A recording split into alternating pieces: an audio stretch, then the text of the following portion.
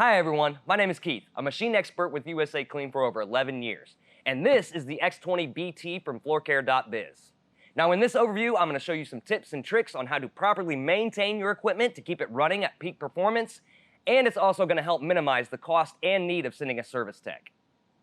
Okay, this top tank right here, this is your recovery tank. It is a 17-gallon tank. A couple of things you want to look at, just go ahead and lift the lid up here. Right here is your recovery tank lid gasket. You want to take a look at this, make sure there's no rips or tears in it. Right here is your ball float. You want to make sure that that is clean. Then just go ahead and take a look down inside and make sure there are no big chunks and this is clean and free of debris as well. Now, one thing I do want to mention, go ahead and take a hose after each use and rinse this sucker out. That's just going to help prevent any dirt buildup that can occur. So lifting up the recovery tank lid, a few things you want to look at here. You can go ahead and take a look at your suction hose. You want to make sure there's no holes in this. You can look at the underside of your recovery tank drain hose. Same thing, make sure there's no holes or cracks in this guy. Go ahead and take a look at your back motor fins. A lot of times these guys get debris and dust inside here. Make sure this is clean. Go ahead, you can take a look at your hinges and make sure that they're not broken in any way. Now going a little further down is your battery compartment. Now these batteries are AGM, which means they are maintenance free. A couple things you want to look at, make sure that your battery cables are good and tight and everything in here is just free of corrosion. Take a look at your Anderson plug, make sure that it's not damaged in any way as well. So this bottom gray tank right here, this is your solution tank. It is a 16-gallon tank. Now there's not a lot to look over. Right here is your filter sponge. You want to make sure that that is clean and not torn or anything like that. And then just look it over for holes and cracks. Now after each use, what you want to do is take a hose and just rinse this sucker out as well, just like the recovery tank. That just helps keep that soap scum out of there and out of your filters. Okay, coming down and looking underneath the solution tank, here is your brush deck. You want to give that a visual inspection and make sure it's not significantly damaged in any way. Right here is your guide wheel. You want to make sure that that spins freely.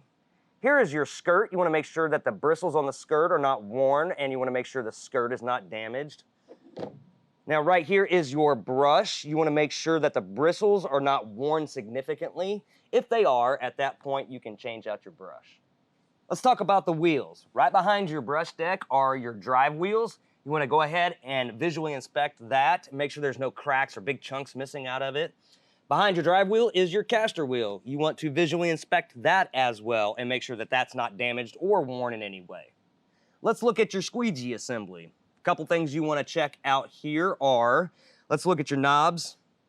Right there, you want to make sure that these are not damaged in any way. Take a look at your guide wheels too on the left and right side of the assembly. You want to make sure that they spin freely. Take a look at your squeegee blades. You want to make sure that your squeegee blades, the front and rear, are not worn at all. And right here are your swivel caster wheels. You want to make sure that these spin freely and are not damaged or worn in any way. Another thing you want to take a look at is just go ahead and rotate your squeegee assembly like this. It should freely move left and right. Now let's take off the bottom part of your suction hose. Visually inspect that for any holes or cracks or anything. Go ahead and take a look at your squeegee lift cable. You want to make sure that that's not frayed. Right here is your solution drain hose. You want to make sure that that doesn't have any holes in it or you're going to have leaks. Coming underneath the machine, you've got your manual shut-off valve for your solution flow.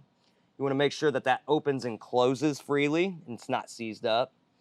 Over here is your solution filter assembly. And you want to take a look at the bowl, make sure it's not cracked or damaged.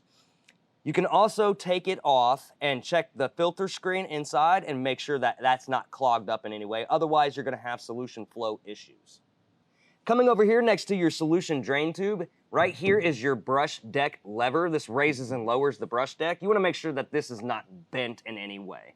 Right here is your squeegee lifting lever. You want to make sure that this is not bent or damaged in any way. Right here is your Anderson plug where you plug your charger in. You want to make sure that that is not broken. Coming up a little bit, right here are your circuit breakers for your brush deck and your vac motor. You want to make sure that those are not tripped.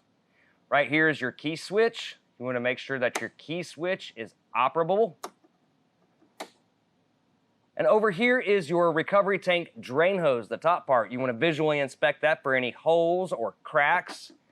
And also take a look at the clip that holds your recovery tank drain hose up. You want to make sure that this is not broken.